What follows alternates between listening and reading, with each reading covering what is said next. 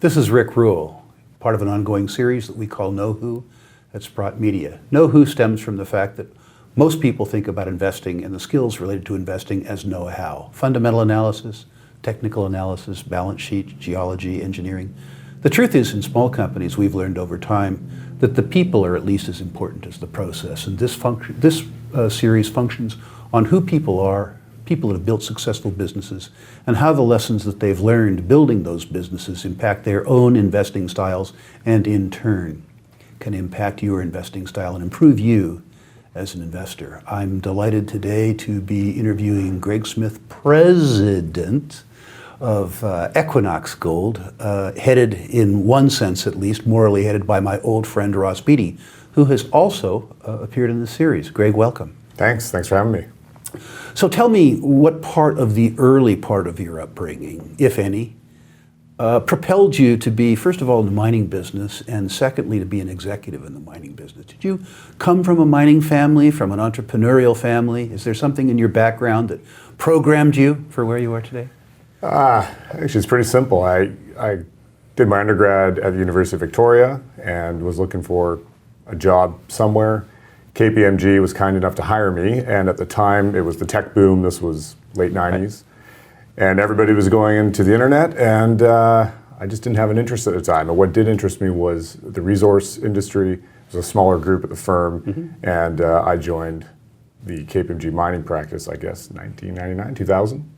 Common theme. People who are successful do something that interests them rather than something that's popular. Nothing in your family background, though. No, my dad was always a bit of an entrepreneur, and that's a whole separate thing, and that came later. But at the beginning, it was the interest of flying around the world, looking at mining projects. You know, the adventure aspect of it was really attractive to me back then. So you didn't come into this path in mining being a rock jock, an engineer, a geologist. You came in as a green eyeshade guy. Correct. An accountant guy. But you came into it because it interested you more than technology. For those of you who don't know, most of you probably do, KPMG is a big accounting firm. So you come in mining accounting. I know a lot about mining accounting. It's arcane and treacherous. What are the lessons that you learned at KPMG that helped you be a mining executive and a mining speculator?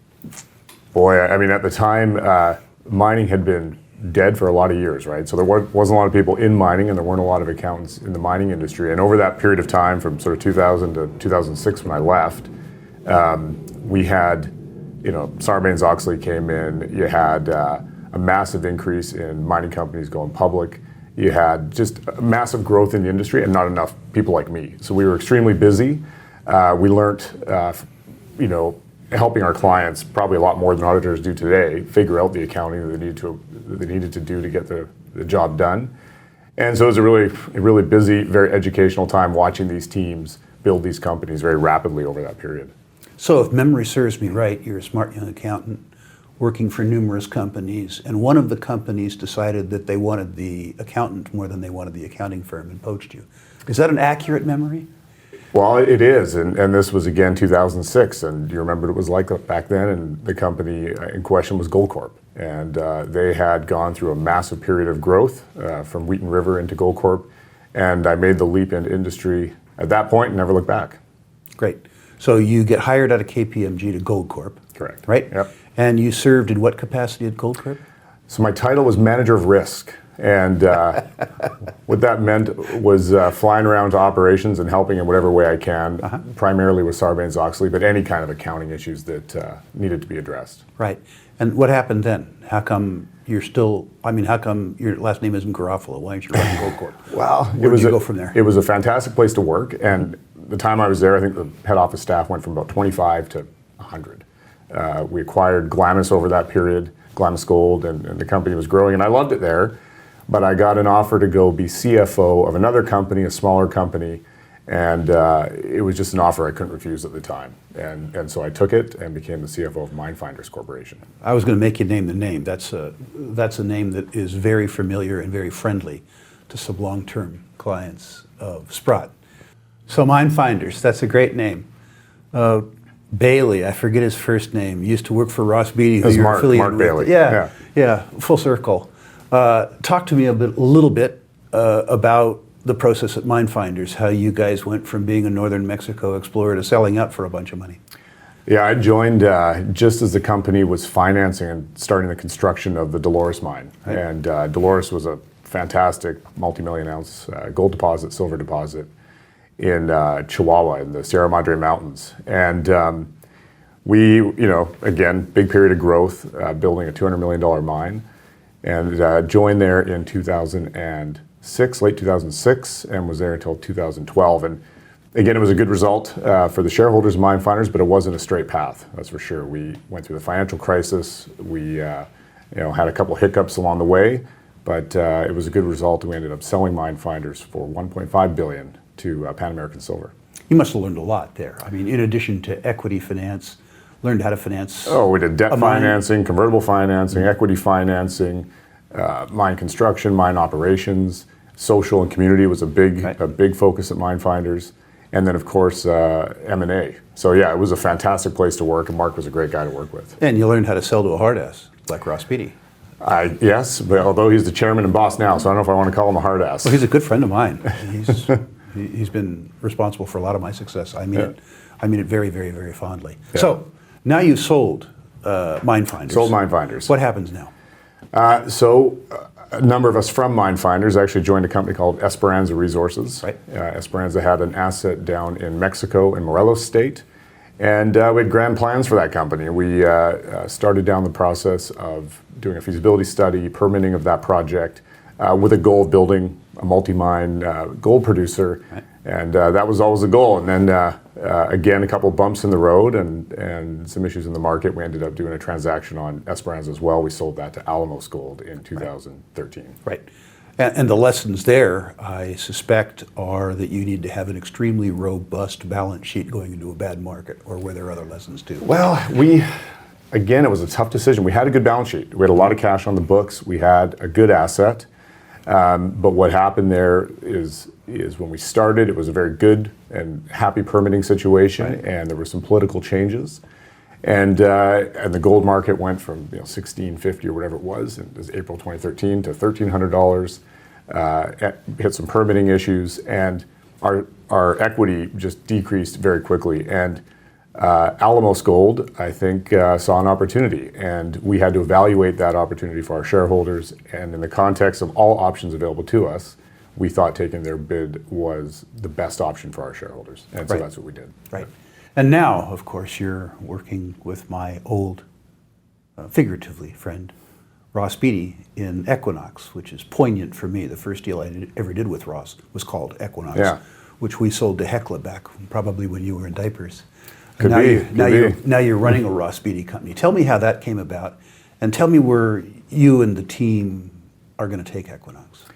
Yeah, so it's about a year ago now that we announced that the company I was working with, was called Trek Mining at the time, was merging with Newcastle Gold and Anfield Gold. And Anfield is where Ross came in, and Newcastle was where we got this Castle Mountain project. And Richard Wark was one of the big chairman and big shareholders of Newcastle, right.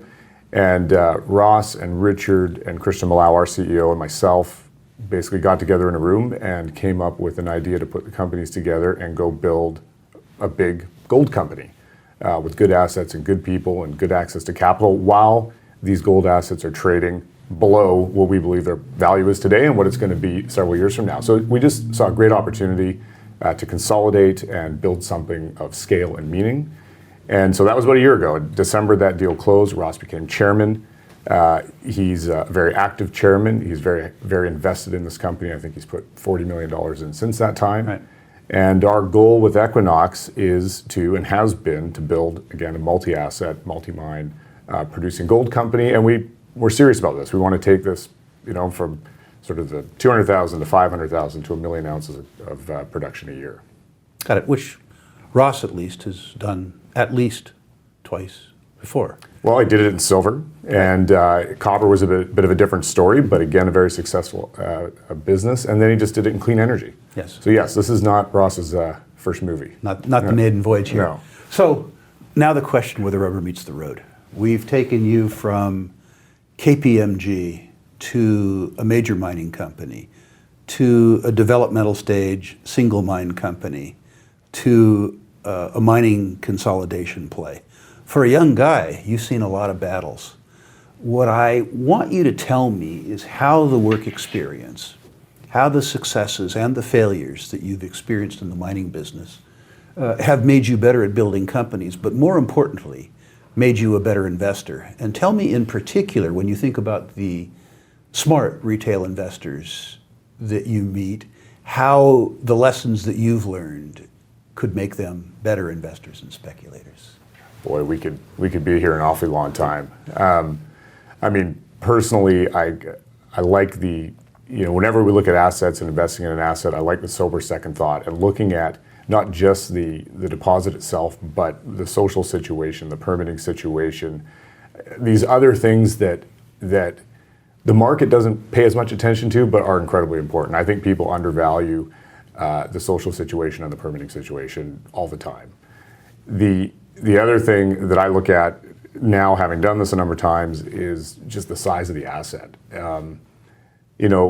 Small assets can look, they can be attractive. You can get them for a good price. You can, everything looks good on paper, but the upside compared to a larger asset just isn't there. And I can tell you, you're going to put just as much time, effort, personally money into those types of situations. But the long-term upside and the ability to generate those returns just isn't the same for the same amount of effort, really.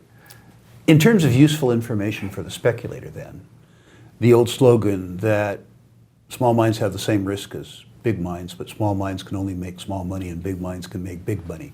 Is that sort of where you were headed with that? Well, that's exactly where I'm headed with that. That's exactly, I tell you, you will put just as much time and effort.